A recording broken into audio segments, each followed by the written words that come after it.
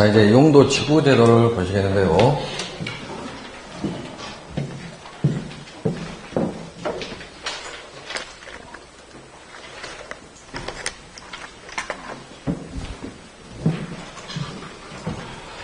자, 이쪽에 공항이 있어요, 공항이.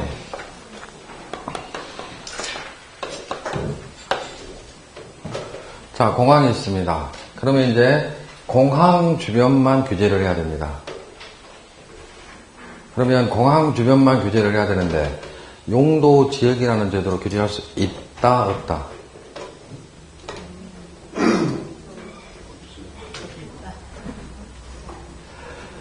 자, 용도 지역은 똑같은 규제가 들어간다 그랬죠. 서울에 있는 주거지역이나 진주에 있는 주거지역이나 똑같은 규제가 들어갑니다. 공항 주변에 있는 A 토지나 공항과는 멀리 떨어져 있는 C의 토지나 똑같이 규제를 하고 있다 이 말이에요. 공항 주변만 규제할 수 있다, 없다? 없다. 그래서 한 150개 정도 되는 제도가 필요하더라. 그래서 일단 용도 지역을 딱 정해놓고 이제 공항 주변에 있는 토지만 규제를 해야 돼요. 그래서 이제 이 국토경비원 법률에서 용도 지구라는 제도를 규정을 해놓고 있고요. 용도 지구 중에 이제 공항 시설 보호 지구라는 용도 지구가 있습니다.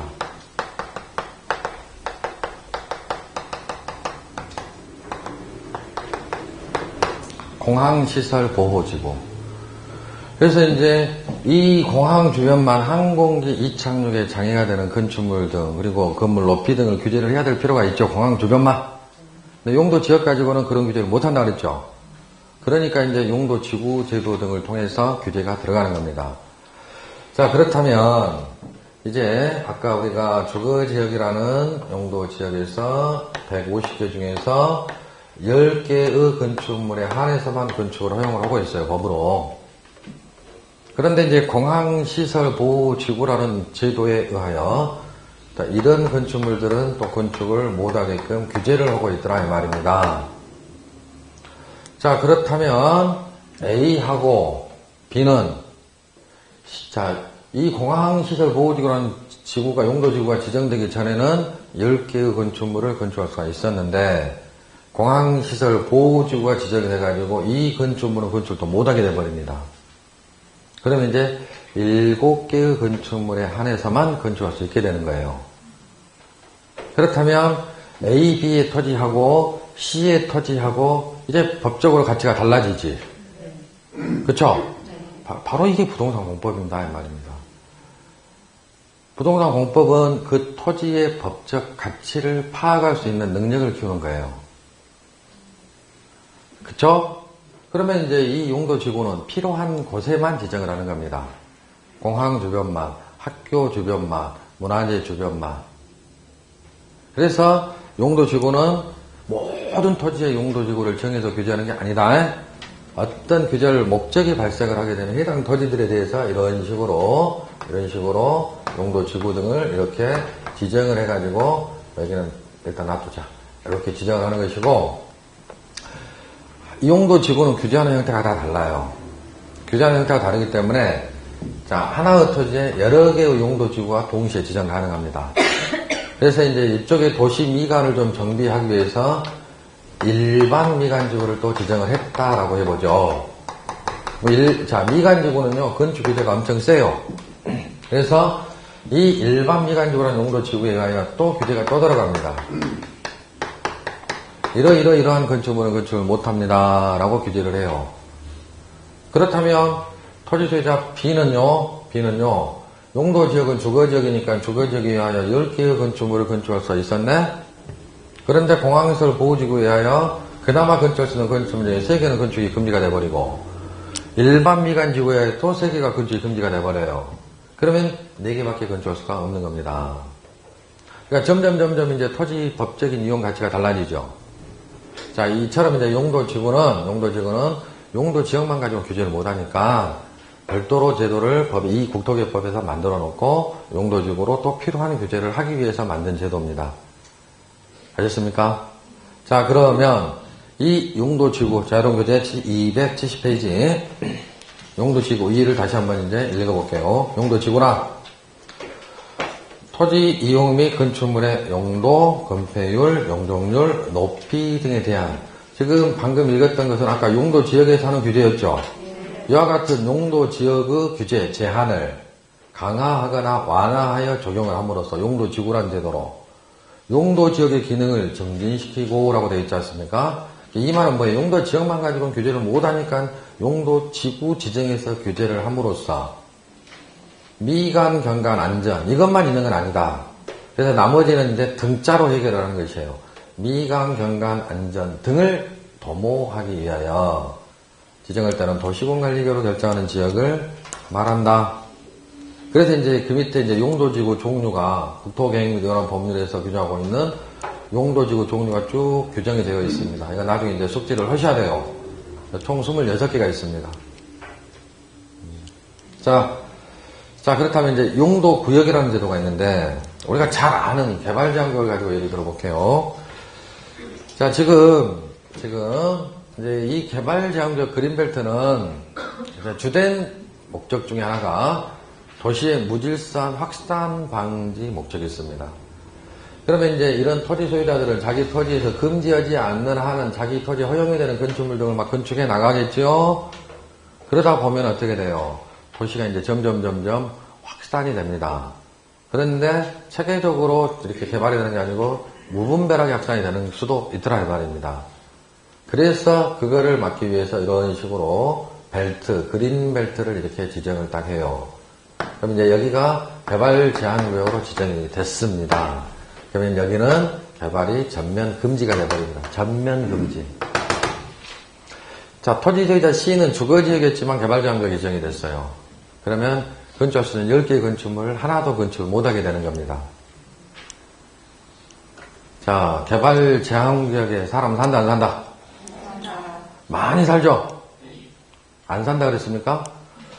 우리 국토 면적의 한 18%가 개발제한구역이에요. 개발제한구역은 1972년도에 박정희 대통령 시절에 자연환경 보존 목적 등으로 우리 국토 한 23% 정도 면적을 일괄적으로 개발제한구역으로 그때 처음 지정을 해요. 자, 여러분들 살아오시면서 개발제한구역이 새로 지정이 됐다는 이야기 들어보셨습니까? 못 들어보셨죠? 그린벨트 해제한다는 소식은 많이 뉴스에 접했지만은 새로 지정한다는 뉴스는 못 들었죠? 그런 여전히 존재하는 제도예요. 그러면 이제 이 개발제한구역 안에 사람들이 많이 삽니다. 그리고 또 지정하는 이유 중에 하나가 국가보안상 개발을 제한할 필요가 있었을 때 제한 지정을 하는 거예요. 그러니까 군사시설 주변, 군부대 주변은 전부 개발제한구역입니다. 거기 사람 살아 안 살아요? 많이 산다 이 말이에요.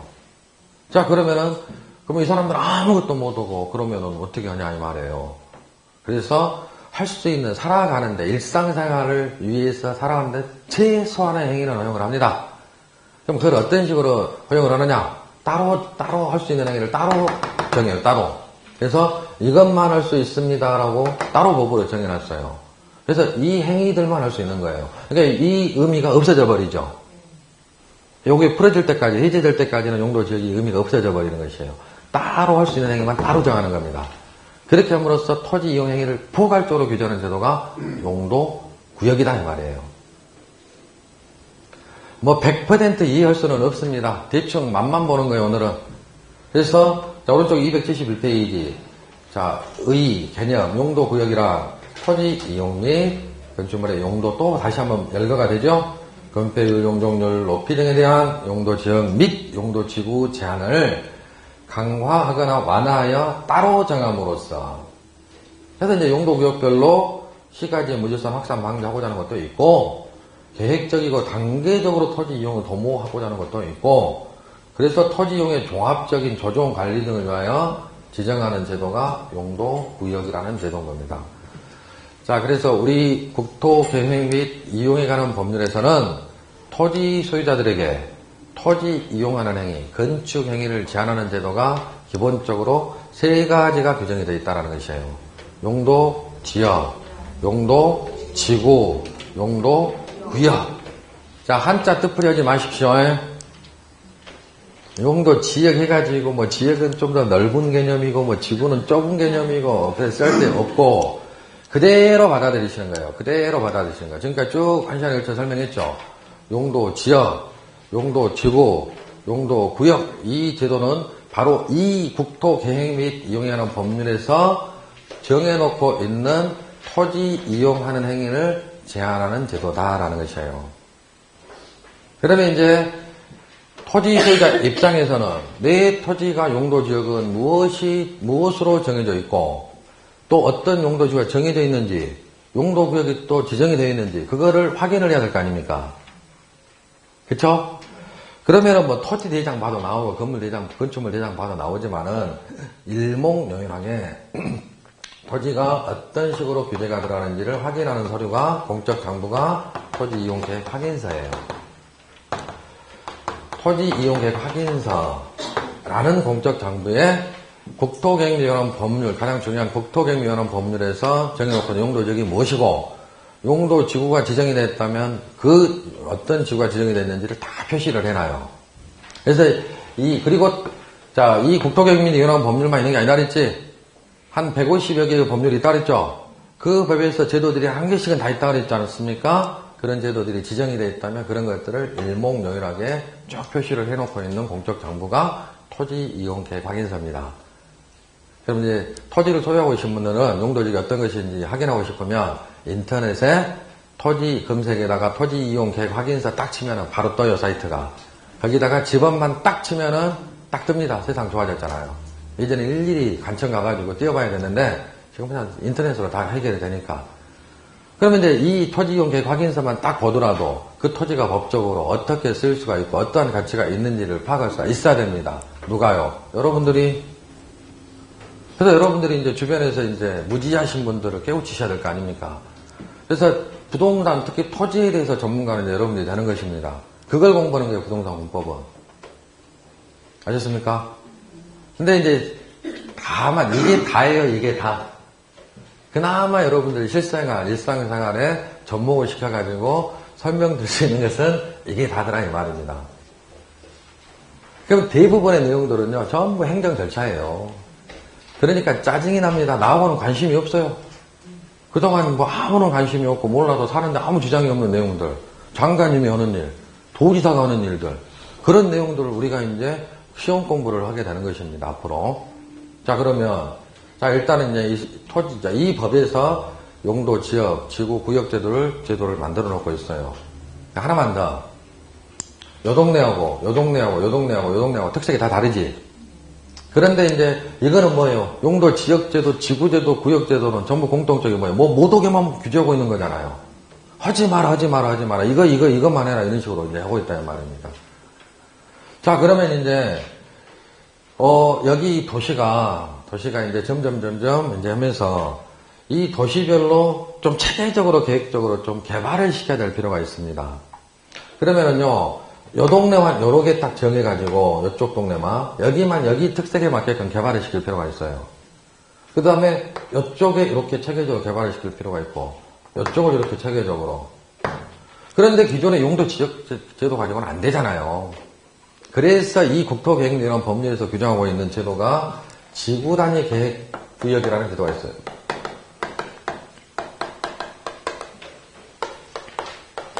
그래서 이런 일부 지역을 대상으로, 그 도시 일부를 대상으로 체계적이고 계획적으로 개발시키기 위해서 규정하고 있는 제도가 지구단위 계획구역이라는 제도입니다. 쉽게 이야기하면 여러분들 사시는 진주시에서 어떤 새로 개발된 동네, 최근에 개발된 동네는 여지없이 무슨 지구라고 부르고 있죠? 무슨 지구? 뭔 지구? 제가 이 동네, 이 진주시 안 사니까. 아무튼 뭔 지구 있죠? 그런 지구들을 지구단위 계획구역이라고 보시면 돼. 근데 일단 여기까지. 자, 그러면 이제 여기는 개발을 시키기 위해서 이렇게 되어 있고, 그 다음에 이제 지금 이 용도 지역, 지구구역 제도만 있었을 때, 자, 그러면 이제 여기 건물 지으면은, 건물 지은 사람이 도로 다 자기가 설치합니까? 주변 학교를 자기가 세웁니까? 그런 건 아니잖아. 그러니까 이런 기반 시설들을 설치를 해줘야 돼요. 그럼 가장 대표적인 기반 시설, 도로만 예를 들어봅니다. 도로 설치해줘야 됩니다. 그럼 도로 설치하려면 가장 먼저 해야 될 일은 뭐예요? 도로 부지부터 지정해야지. 그럼 이렇게 도로 부지에 이렇게 딱 지정을 하는 거예요, 도로 부지를, 이렇게. 그럼 도로 부지를 지정을 했습니다. 그러면 이제 이 안에 토지 소유자 A가 있다. A 토지에 도로부지가 지정됐어요. A는 자기 토지에 근처할 수 있어요, 없어요? 없어요. 왜 없어요? 도로를 지정. 법으로 모두게 막아놨으니까. 어렵게 생각하지 마시라니까. 도로부지 딱 지정하면 건물 못 지어요. 왜? 법으로 금지를 시켜놓고 있으니까, 법적으로. 법으로 해놓지 않으면 얼마든지 건물을 짓는 거예요. 전부 여러분들이 알게 모르게 전부 법 생활을 하는 겁니다. 그러면 이제 도로부지가 지정이 됐습니다. 그럼 이제 뭐야? 도로부지만 지정을 해놓고 가만히 놔두면 되겠습니까? 그러면 못 짓게 그냥 규제만 하고 저당권에 엄청난 타격이 있는데. 그러니까 이제 공사해야지. 땅도 사들이고 하는 사업을 하는 거예요, 사업을. 이런 내용들이 국토계획 및 이용에 관한 법률에 규정이 되어 있는 거예요. 그러면 이제 이처럼 아무 생각 없이 막 무조건 이렇게 할 수는 없는 노릇이죠? 그러면 이제 이런 것들을 하기 위해서 체계적으로 무엇을 먼저 수립하자 그랬습니까? 그렇지. 계획을 먼저 수립을 해야 됩니다. 계획을. 그래서 이제 계획대로 집행해 나가는 것이에요. 자, 그러면 이제 이 국토계획률 법률에는 그렇다면 이런 내용들이 먼저 규정이 되어 있는 게 아니고 계획이 먼저 법에 규정이 되어 있는 겁니다. 자, 앞으로 이제 교재 봐보시면 앞으로 이제 266페이지 봐보셔요. 용어 다시 260. 앞으로. 유치원생인 여러분들 앞으로 넘겨라 하면 뒤로 넘기고 있고, 뒤로 넘겨라 하면 앞으로 넘기고 있고, 한 장 넘겨라는데 3장 넘기고 있고, 막 그래요. 왜? 아직은 유치원생이니까. 절대, 창피하다 생각하지 마시고, 그 다음에 이제 참고로 페이지는 밑에 있어요, 밑에. 밑에 있잖아요, 지금 밑에. 그리고 이제 항상 제가 이제 몇 페이지를 보십시오라고 항상 이야기하는데 꼭 물어보신 분이 있어요. 몇 페이지입니까? 라고. 항상 페이지 수를 먼저 이야기하니까 몇 페이지 보십시오 하면 이제 페이지부터 밑에 있으니까 밑에 딱 찾아보시면 돼. 266페이지입니다. 다시 한번 제1절 용어 해가지고 네모 1번 광역도시계획이라고 나오죠. 네모 2번 도시군계획. 그 밑에 3번 도시군 기본계획. 오른쪽 페이지 봐보시면 도시군 관리계획. 한 칸 몇 개 떼어가지고 6번 지구단위 계획. 나오죠? 좋습니다.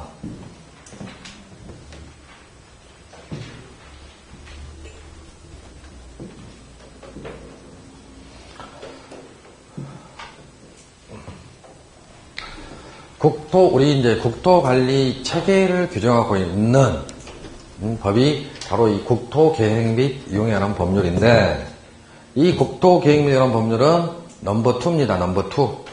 두 번째 위치를 차지하고 있고. 그렇다면 넘버 1이 있죠. 국토관리 체계를 규정하고 있는 가장 첫 번째 법률이 국토기본법이라는 법률이 있어요. 시험 범위가 아닙니다. 쓸 필요도 없어요. 그러니까. 철저하게 이제 시험. 이 국토기본법에서는 우리 국토관리 체계에 관한 계획들을 규정해 놓고 있습니다.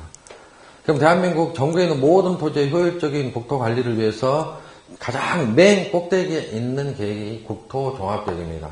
6차 국토종합계획까지 수립이 되어 있어요. 수립 대상 지역은 어딜까요? 국토를 길게 이야기하면 전국에 있는 모든 토지. 대한민국 전체를 대상으로 수립하는 계획이죠. 자, 그 다음에 이제 이 법에서 도 단위로 도종합계획을 규정해 놓고 있어요. 도종합계획. 도 밑에 무슨 시군 있죠? 그 밑에 이제 시군 종합계획이 규정이 되어 있고, 각 행정 분야별로 부문별 계획이 규정이 되어 있고, 각 지역별 계획이라고 해가지고 권역별 계획이 있어요. 지역별 계획. 수도권이면 수도권, 충청권이면 충청권, 경상권이면 경상권, 이런 식으로. 그래서 이제 이런 계획들을 수립을 해가지고 이제 국토관리를 하는데, 이 법률을 찾아보니까 시군 종합계획의 개념은 여러 개 되어 있습니다. 시군 종합계획이란 국토계획 및 이용에 관한 법률에서 규정하고 있는 도시군 계획을 말한다. 그러면 이제 우리 국토계획 및 이용 법률은 예전법이, 이전법이 무슨 법이라고 했어요? 도시계획법이라고 그랬죠. 도시계획법. 그러니까 도시 단위의 계획을 규정해 놓고 있습니다. 그래서 이제 도시계획에 대한 법이에요, 사실은. 도시계획. 그런데 2번 보니까는 도시군 계획이라고 되어 있잖아요. 그럼 아까 행정조직 그 체계 하면서 제가 이제 이야기를 안 했지만은, 자, 우리가 이제 대한민국의 조직상 도시가 6개가 있어요, 도시가. 도시 종류가. 특별시, 광역시, 특별자치시, 특별자치도, 제주도도 하나의 도시처럼 취급합니다, 법에서는. 아셨습니까? 그리고 도는 도시가 아닙니다. 도 밑에 있는 시와 군이 도시입니다. 그리고 특별시, 광역시 밑에 있는 자치구 있죠, 구는 도시가 아닙니다. 그러면 다시 한번 도시 종류는 6개가 있다. 특별시, 광역시, 특별자치시, 특별자치도, 도는 도시가 아니라 시, 군 이렇게 또 6개가 있어요. 6개. 특별시, 광역시, 특별자치시, 특별자치도, 시, 군. 그래서 일일이 이걸 쭉 열거하게 되면 제 손이 아파요. 입도 아프고. 그래서 이제 수업 시간에 우리끼리 약속. 자, 요거를 4글자로 줄입시다. 특, 광, 시, 군이라고 줄입시다. 특광시군이라고 줄일게요. 4글자로. 특별시, 광역시, 특별자치시, 특별자치도, 시, 군 하면은 입 아프니까 여러분들 대답하기도 힘들고 그러니까 대답도 좀 하고 해야지 제가 재밌겠죠. 특광시군이라고 합시다. 자, 그러면 자, 5년 전까지는 도시계획이라고 그랬어요. 그리고 여전히 자, 현실적으로 도시계획이라는 용어를 사용하고 있죠. 그런데 분명히 법적인 용어는 뭐예요? 도시군계획 아니에요. 그동안은 도시계획 그랬었는데 도시 종류는 군도 있더라 이 말입니다. 그래서 5년 전에 자, 도시지에다가 군자를 딱 집어넣습니다. 그래서 도시군계획이에요. 물론 실무적으로는 도시계획이라고 여전히 사용하고 있습니다. 진주시 도시계획이라고 하는데요. 법적으로 우리가 이제 시험 공부할 때까지는 도시군계획 하셔야 됩니다. 자, 그렇다면 다시 한번 국토종합계획 수립 대상 지역은 어디입니까? 국토. 도종합계획 수립 대상 지역은 어디입니까? 도죠? 그러면 도시군계획 수립 대상 지역은 어디입니까? 도시. 도시 종류는 몇 개? 6개. 4글자로 줄이자. 특광시군. 다시 한번 질문합니다. 도시군계획 수립 대상 지역은 어디입니까? 특광시군. 머릿속으로는 하나의 도시, 자기 도시. 대답할 때는 특광시군. 특별시, 광역시, 특별자치시, 특별자치도, 시군은 그러면은 대한민국 모든 도시가 다 커버가 되잖아. 그쵸? 그러니까 이제 도시군계획 수립 대상 지역은 그 도시를 대상으로 수립하는 계획이에요. 아셨습니까? 그런데 도시군 계획이라는 계획은 이론적인 계획입니다. 실제 존재지를 않습니다. 실제 존재하는 계획은 도시군 기본 계획하고요. 도시군 관리 계획, 이 계획이 존재를 해요. 이 두 계획을 합쳐서 도시군 계획이라고 부르는 거예요. 도시군 계획은 무슨 계획과 무슨 계획으로 구분한다? 도시군 기본 계획. 이게 용어 이제 앞으로 여러분들이 11월, 12월 달에 숙제할 거 용어 도시군 기본 계획, 도시군 관리 계획. 요 정도 하시면 돼, 공부를. 공부하려고 예를 쓰지 말아 그랬죠. 집에 가서 5글자 넘어가네. 그럼 한 10번 정도는 소리내서 읽어보시면 그게 공부 끝. 그리고 수업 빼먹지 말고 오셔야 돼요. 수업 안 들으면은 좀처럼 책이 읽어지지를 않습니다. 혼자 공부하기는 힘들어요. 도시군 기본계획, 도시군 관리계획. 그러면 이제 그대로 이제 보시면은요, 기본계획이잖아. 그러면 그 도시의 기본이 되는 계획이에요. 그 도시의 기본이 되는 계획. 그러니까 이 도시군 기본계획은 앞으로 그 도시가 나아갈 방향, 먼 미래상을, 청사진을 제시하는, 목표 설정하는 그러한 같은 계획이 되겠습니다. 그래서 도시군 기본계획은 방향을 제시해요. 무슨 방향? 발전 방향. 아주 한 10년, 20년까지 장기적인 발전 방향을 제시하는 거예요. 장기 발전 방향을 제시해요. 아까 우리가 이제 A라는 도시가 있었습니다. A라는 도시가 이렇게 있었으면 이 도시의 토지 이용 방향을 설정을 해야 한다 그랬죠. 그래서 이쪽은 개발을 시키고 이쪽은 보존을 하자. 이렇게 방향 설정하는 것을 이런 기본 계획으로 하는 겁니다. 자, 이해 안 되면 안 된다로 넘어가시게요. 길을 쓰고 이해하려고 들지 말고 이해 안 되면 안 되는 넘어가요. 똑같은 이야기 6월달에 또 합니다. 똑같은 이야기를 3월달에 합니다.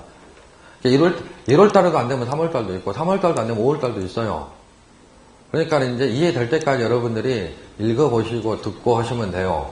그러면 도시군 기본 계획은 그 도시가 나아갈 방향을 제시하는 그와 같은 계획이 되겠습니다.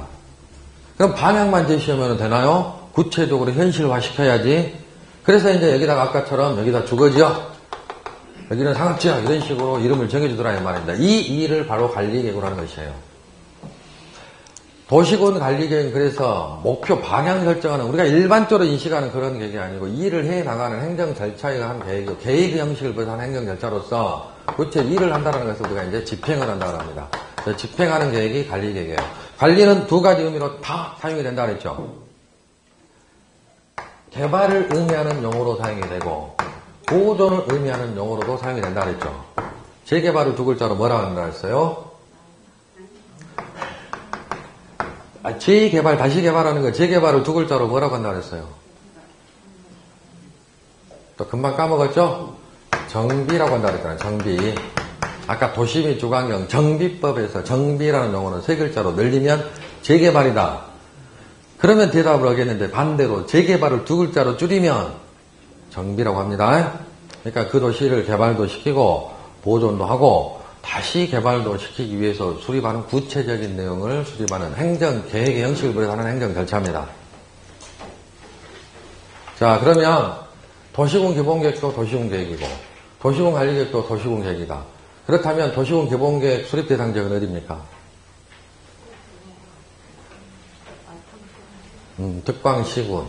특광시군. 도시군 관리계획 수립 대상 지역은 어디입니까? 특광시군. 도시군 계획 수립 대상 지역은 어디다? 특광시군. 머릿속으로 이해하실 때는 자기 도시. 하나의 관할구역에 진주시면 진주시만 대상으로 수립하는 계획이에요. 됐습니까? 자, 그러면 이제 한번 읽어볼까요? 네모 2번 도시군 계획이랑 자, 법에서는 이제 대한민국에 있는 모든 도시를 쭉 열거를 해놔요. 특별시, 광역시, 특별자치시, 특별자치도, 시 또는 군의. 근데 군 뒤에 가로 열고 광역시 안의 군은 제외한다. 광역시에 있는 군은 시 또는 군의 군이 아니다 이 말이죠. 광역시에 포함이 되기 때문에 자, 특별시, 광역시, 특별자치시, 특별자치도, 시 또는 군의 공간구조, 그 도시의 공간구조와 발전 방향에 대한 계획으로서 무슨 계획과 무슨 계획으로 구분한다. 도시군 기본계획과 도시군 관리계획으로 구분한다.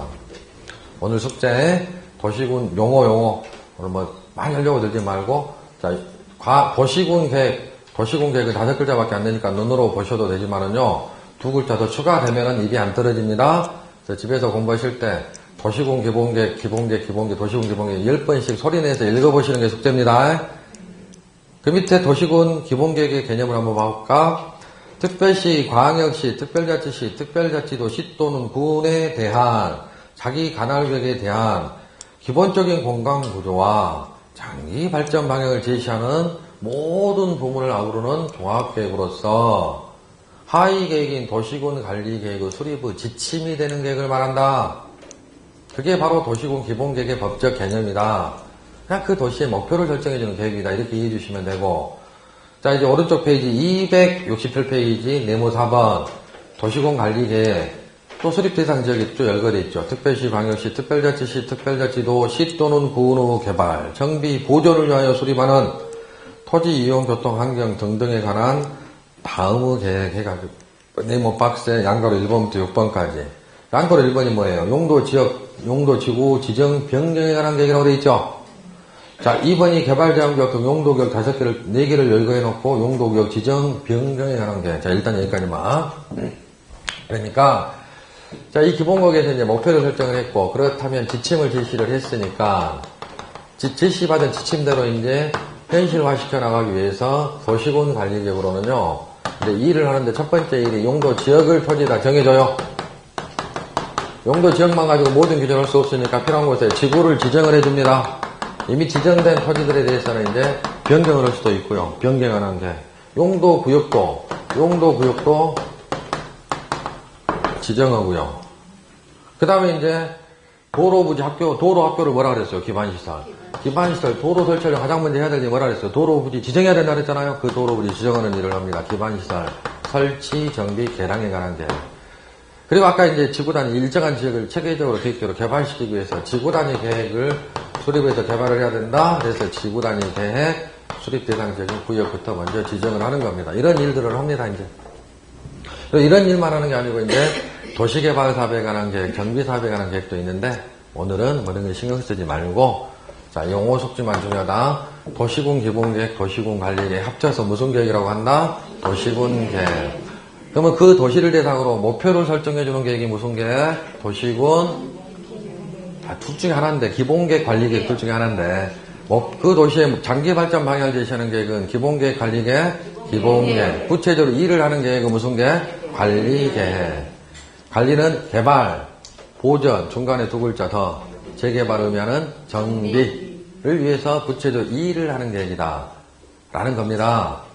그래서 이제, 그렇다면 1번 안 했잖아요, 1번. 1번이 무슨 계획이에요? 광역도시계획이라고 나와 있죠? 자, 여기가 진주시입니다. 인접한 사천시입니다. 진주시에서는 여기다가 아파트를 건설할 계획을 수립했어요. 근데 인근의 사천시에서는 여기서 폐기물 처리 시설을 설치할 계획을 수립을 했어요. 할 수 있어요, 없어요? 할 수 있어요, 없어요? 없어요? 진주시 계획 따로, 사천시 계획 따로인데. 할 수 있어요, 없어요? 아니, 할 수 있어요, 없어요? 진주시 계획 따로, 사천시 계획 따로라니까? 있어요, 없어요? 있어요. 그런데 하면 안 되겠지. 아니, 하면 되냐, 안 되냐를 물어보는 게 아니고, 할 수 있냐, 없냐를 물어보고 있잖아요. 앞서가지 말고, 할 수 있어요, 없어요? 있다. 그런데 하면 된다, 안 된다? 안 된다, 바람직하진 않지. 같은 생활권이고, 같은 경제권인데. 그쵸? 그러면은, 도시계획만 가지고는 해결할 수 있습니까, 없습니까? 없지요. 없지요. 예. 근데 문제는, 도계획으로 할 수 있겠네? 같은 경상남도니까? 그러면 이제 제가 이제 일을 잘못 들었어요. 여기가 부산시예요. 부산광역시고. 여기가 인접한 김해시입니다. 그러면 도계획으로 할 수 있어요, 없어요, 이거를? 조정을 할 수가 있어요, 없어요? 부산광역시하고 경상남도 김해시하고는 별개. 그러면 부산이 큰 도시라고 해가지고 이게 뭐 일방적 양보해라 할 수 있습니까? 없는 겁니다. 별도의 도시, 별도의 도시. 자, 그러면 이렇게 하면 안 된다 이 말이에요. 그런데 기존에 있는 계획 가지고는 해결을 못해요. 그쵸? 자, 그래서 이 법에다가 만든 계획이 광역도시계획입니다.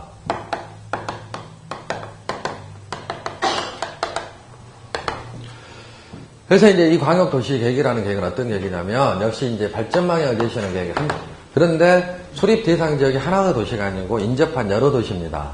그러니까, 뭐, 김해, 뭐, 이태 있는 창원시 해가지고요, 이런 식으로 해가지고 인접한 여러 도시를 하나로 이렇게 딱 묶어가지고, 그 도시들이 같은 방향으로 나아갈 목표를 제시하는 계획이 광역도시계획인 거예요.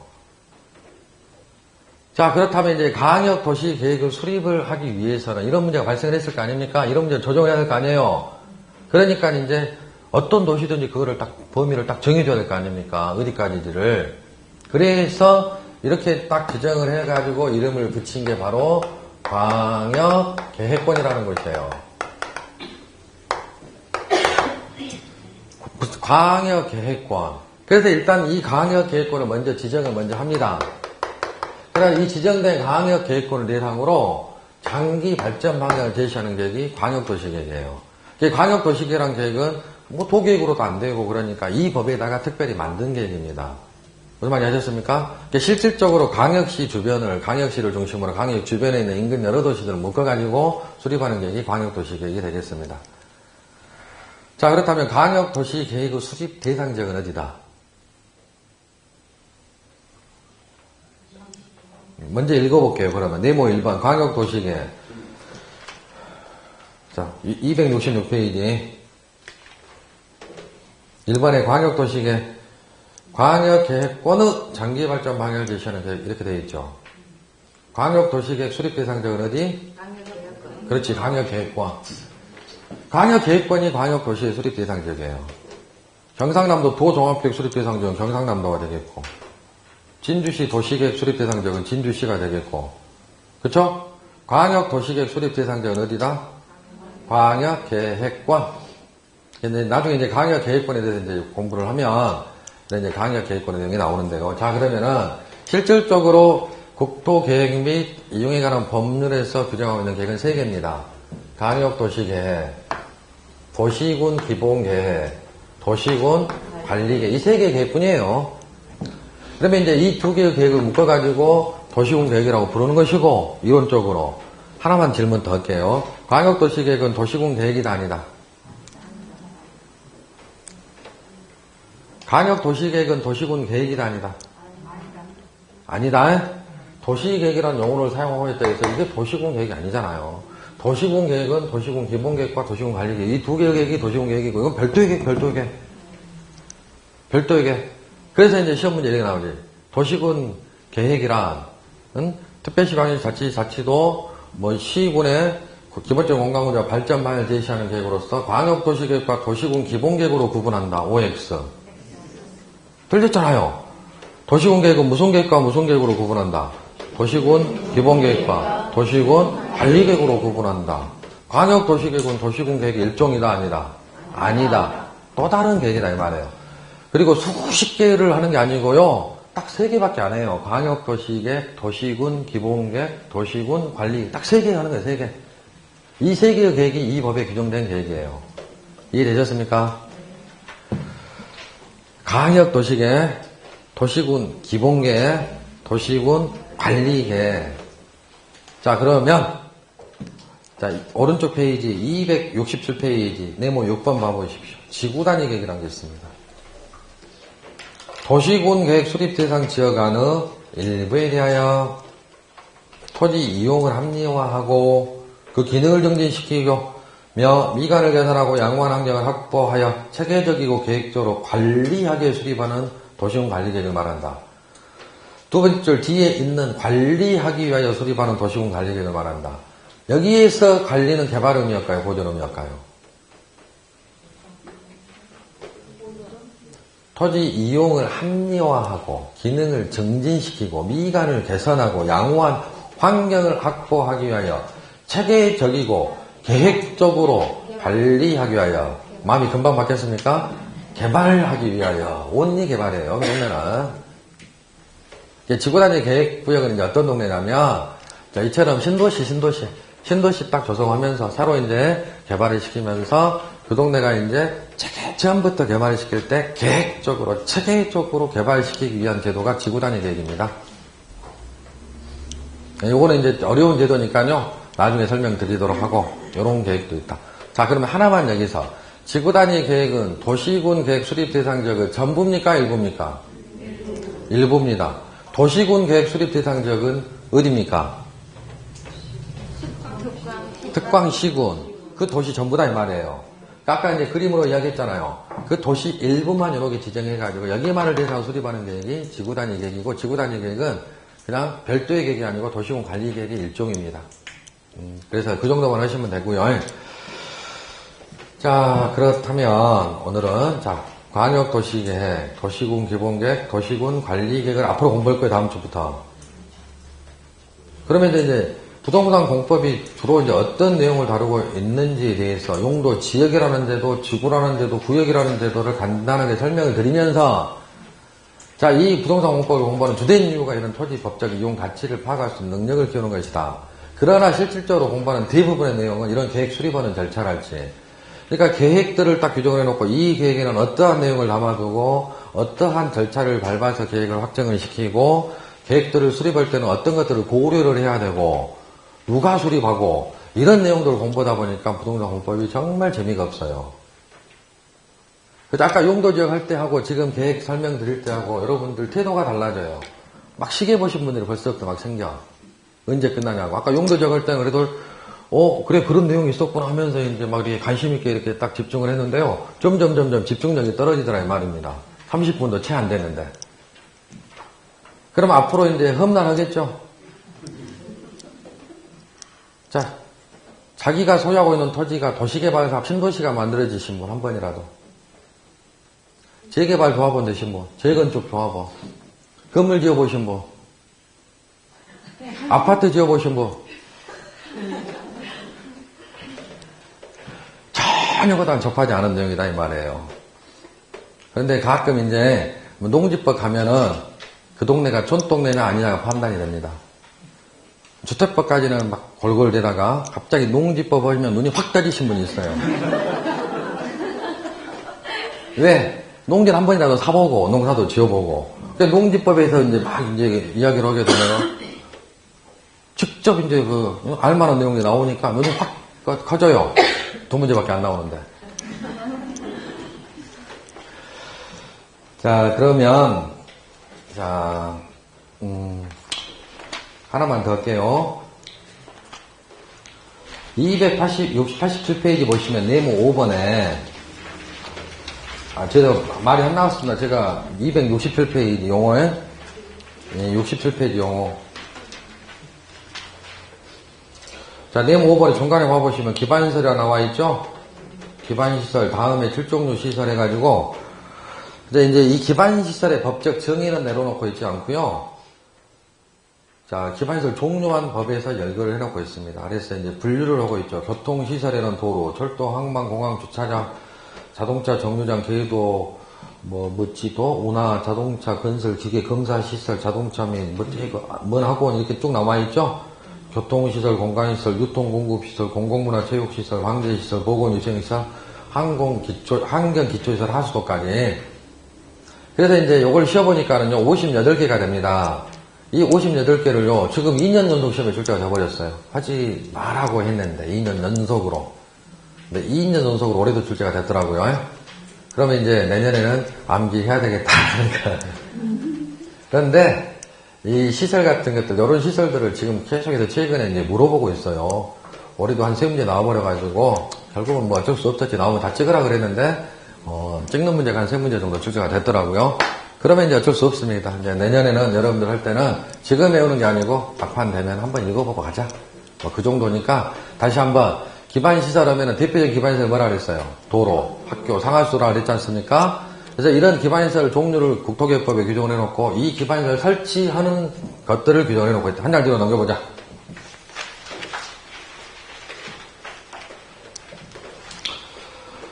자, 네모 8번 도시공격 시설이라고 나옵니다. 아까 5번은 기반시설이라고 나왔죠. 근데 8번은 도시공격 시설이라고 되어 있고, 기반시설 중 도시공관리구로 결정된 시설이라고 되어 있죠. 또 이해하려면 또 당분간 시간이 좀 걸리는데, 자, 여러분, 도로가 있어요. 도로는 기반시설 종류입니다. 도로는 기반시설 종류예요. 대표적인 기반시설 아닙니까? 도로 설치하려면 가장 먼저 해야 될 일이 뭐라 그랬어요? 도로 부지 지정해야지. 도로 부지. 그래서 이제 자, 어디다가 도로 설치할 것인지 막 조사 등을 통해서 결국은 최종적으로 도로 설치를 이 토지에다가 이런 식으로 도로 설치하기로 도로 부지가 지정이 됩니다. 그러면 지정되는 그 순간 이 도로는 무슨 도로가 되냐면요, 무슨 시설이 되냐면 도시군객 시설이 되는 겁니다. 그냥 도로는 무슨 시설이에요? 기반시설이에요. 기반시설. 현실적으로 도로 부지가 딱 지정이 되게 되면 이 도로는 무슨 시설이라고 부른다? 도시군객 시설이라고 불러요. 기반시설이 더 넓은 개념이죠. 기반시설이 더 넓은 개념이죠. 그래서 기반시설 중에서 구체적으로 도시군 관리 계획으로 설치하기로 결정된 시설을 도시군객 시설이라고 하는 것이다 이 말이에요. 아셨습니까? 그럼 그 밑에 광역시설이라는 게 있어요. 광역시설. 기반시설들 중에서 광역적인 정비체계에 필요한 다음시설로서 대통령령으로 정한 다음시설을 말한다. 그래서 광역시설의 종류는 대통령령으로 법률에서 이상 위임을 해요. 위임을. 그 위임을 받아가지고 대통령령에서는 두 가지로 구별을 합니다. 두 이상의. 자, 앞으로의 이 광역이라는 용어는요. 광역이라는 용어는 국어사전적 의미는 넓은이라는 의미지 않습니까? 근데 이 광역이라는 용어는 하나가 아니고 두 개 이상의 도시를 의미하는 것이에요. 국토계획이라는 법률에서는. 그러면 광역시설이라는 것은 2개 이상의 도시에 걸치는 시설들이 있고, 대표적인 게 도로 철도입니다. 다 연료가 들지도 말고. 자, 진주시하고 사천시하고 걸쳐있는 도로가 광역시설이다 이 말이에요. 자, 그 다음에 두 번째 칸에 봐보시면 2 이상의 특별시, 광역시, 자치시, 자치도, 시구는 즉 2개 이상의 도시가 공동으로 이용하는 시설입니다. 여러분들 비행기 타려면 어디로 갑니까? 인천으로 갑니까? 가까운데 제주도 가려면 비행기 타고 제주도 가려면 어디? 사천공항으로 갑니까? 그러면 사천공항은 사천 시민들만 이용할 수가 있습니까? 인근에 있는 주민들이 다 이용을 하지요. 그러니까 비록 하나의 도시 안에 있다 하더라도 여러 도시에서 공동으로 이용하는 시설을 광역시설이라고 합니다. 또 다른 광역시설. 광역시설은 2가지 형태예요. 걸치는 시설, 2개 이상의 도시에 걸치는 시설이 있는가 하면 대표적인 게 뭐다? 도로. 하나의 도시 안에 있다 하더라도 여러 도시에도 공동으로 이용하는 시설. 대표적인 게 뭐다? 공항, 항만, 공항 이렇게 딱 떠올리시면 돼. 이게 광역시설이에요. 광역시설도 기반시설입니다. 자, 그 다음에 10번 4. 도로 부지만 지정하면은, 도로 부지만 지정하면 도로가 저절로 설치된 건 아니잖아요. 공사해야 되겠죠? 그거를 사업이라고 하는데, 그 중에서 도시공계획사업 10번, 도시공관리계획을 시행하기 위한 사업으로, 이 법에 의한 도시공계획 시설을 설치하는 도시공계획 시설 사업, 그 다음에 이제 도시개발법에서 도시개발사업, 신도시 만드는 사업, 도시 및 주관경 정비법에 의한 정비사업, 요 3개의 사업을 묶어가지고 국토계획법에서는 도시군계획 사업이라고 해요. 그런데 도시군계획 사업은 3가지가 있다. 시설을 설치하는 사업, 신도시를 만드는 사업, 재개발 사업 이렇게 3가지가 있어요. 그런데 국토계획 및 이용에 관한 법률에서는 시설 설치하는 사업의 절차만 규정해 놓고 있습니다. 이 법에 의하면 도시개발 사업도, 신도시 만드는 사업도, 재개발, 재건축 같은 정비 사업들도 이 법에 함께 규정이 되어 있어야 되지만 하나의 법 안에다 모든 내용을 다 담아둘 수는 없는 것이다. 굉장히 법이 난잡해질 거 아닙니까? 그러니까 도시개발 사업만 독립을 시켜가지고 법을 따로 만들어요. 그 법률이 2번째 과목인 도시개발법입니다. 정비 사업들만 따로 띄어가지고 법을 따로 만들었어요. 그 법이 도시 및 주관경 정비법이에요. 국토계획 및 이용하는 법률에서는 시설 설치하는 사업의 일련의 절차들만 규정을 해놓고 있는 겁니다. 아셨죠? 그렇다면 국토계획법하고 여러분들 초등학교 때, 중학교 때 공부했을 거 아닙니까? 일반법, 특별법. 혹 기억나셔요? 별거 아니에요. 일반적으로 적용되는 법이 일반법이면 특별한 경우에만 적용되는 법이 특별법 아닙니까? 그러면 똑같은 내용인데 일반법에도 규정이 있고 특별법에도 규정이 있다. 그러면 일반법이 우선 적용이 될까요? 특별법이 우선 적용이 될까요? 특별법이 우선 적용이 되지. 특별한 것이. 일반법하고 특별법하고 청도를 하게 되면 무슨 법이 우선한다? 특별법이 우선하죠. 그러니까 국토계획 및 이용하는 법률은 어디에 적용되는 법이다. 엄청 어려운 질문들 엄청 하네요. 국토계획 및 이용에 관한 법률은 어디에 적용되는 법이다? 국토에. 전국에 있는 모든 토지에 적용이 되는 법이고, 도시개발법은 도시개발 사업을 하고자 하는 곳만 적용이 되는 법이고, 그러는 거예요. 됐습니다. 그 정도 하시고. 네, 부장을 다 했네. 오늘 수업은 네, 다 했다. 자, 마무리 정리만 한번 하고, 네, 마치도록 할게요. 7번요? 일부러 안 했습니다. 이건 용도구역의 종류의 하나예요. 다다음 주쯤이나 이제 용도구역 할 때 이제 그때 공부할 것이고, 용도구역이 하나입니다. 7번. 입지규제 최소구역이라는 것은 작년에 만들어진 제도고, 구역 뒤에다 계획만 붙이면 입지규제 최소구역 계획이 되는 것이니까 일부러 안 한 것이에요. 자, 다시 한번 자, 지금부터 이제 용어가 한 문제 정도는 한 문제 이상은 실제 시험에도 출제가 되고 있고요. 21개지만 지금 몇 개는 이 책이 기초서다 보니까 다는 실어놓고 있지 않네요. 자, 다시 한번요. 국토계획 및 이용에 관한 법률은, 자, 적용 대상이 전국에 있는 모든 토지에 적용되는 일반법이다. 우리 국토를 효율적으로 이용개발 보존을 하기 위해서 계획부터 수립하고, 그 계획대로 집행을 함으로써 국민들에게 공공모의 증진과 국민의 삶의 질을 향상시키는 것을 목적으로 제정된 법률로서 이 국토계획 이런 법률에 규정이 되는 계획은 중심이 되는 계획은 무슨 계획이다? 도시군 계획이다. 도시군 계획이다. 도시군 계획의 수립 대상 지역은 어디? 특광시군. 자기 도시만을 대상으로 수립하는 계획으로서 무슨 계획으로 구분한다? 도시군 기본계획과 도시군 관리계획으로 구분한다. 기본계획. 자, 그 도시의 목표 설정해주는 계획이 무슨 계획? 기본계획. 구체적으로 일을 하는 계획이 무슨 계획? 관리계획이 되겠다. 그런데 이 도시군 계획 가지고는 해결할 수 없는 문제도 발생을 하는 경우가 있더라. 그런 문제 해결하기 위해서 여러 도시를 대상으로 광역계획권이라는 것을 지정을 해서 그 광역계획권의 목표 설정해주는 계획이 무슨 계획? 광역도시계획이더라. 그래서 이제 이런 광역도시계획, 도시군 기본계획, 도시군 관리계획 구체적으로 이제 수립하는 내용을 다음 주부터 할 겁니다. 그러면 이제 이 계획들을 수립에 대한 내용을 먼저 정리를 딱 한 다음에 국토계획 및 이용이라는 법률에서 규정하고 있는 토지 소유자들에게 토지 이용 행위를 제한하는 제도 3개가 있다. 용도, 지역, 용도, 지구, 용도, 구역 제도가 있습니다. 그래서 용도, 구역의 종류는 어떤 게 있고 구체적으로 규제하는 내용은 아까 다 있어요. 사실은 어떤 규제가 들어가고 용도, 지구하고 구역 종류는 어떤 게 있는지 어떤 식으로 규제가 들어가는지 이런 세부적인 내용인데 앞으로 공부를 할 것이고요. 그 다음에 이제 주로 이제 이런 용도, 지역, 지구, 구역 제도로 규제를 하는 한편 그 도시가 체계적으로 계획적으로 난개발이 되면 안 된다 이 말이에요. 난개발이란 무엇이 부족한 개발이다? 기반시설. 그래서 그 도시의 기반시설을 국토계획법이라는 법률에 의해 기반시설을 설치를 해 나간다 이 말입니다. 그런 시설 설치에 대한 내용을 앞으로 공부를 할 것입니다. 아셨습니까? 별거 없다. 그러면 오늘 숙제는 뭐다? 애운다라고 말하지 말라니까요. 영어 읽어보기. 영어 읽어보기입니다. 영어 읽어보시고 오시고 뭐 시간 되시면은 틈틈이 시간 되시면은 뭐 용어뿐만 아니고 이제 뭐 어떤 뜻풀이 같은 것 정도만 한번 쭉 읽어주시면 참 고맙겠고 그건 알아서 하셔요. 공부하라고 이제 지금은 강요하지 않을 테니까. 그리고 한 가지 당부 말씀 결석하지 말자. 결석하는 순간 오빠 뭔지 하나도 못 알아먹습니다.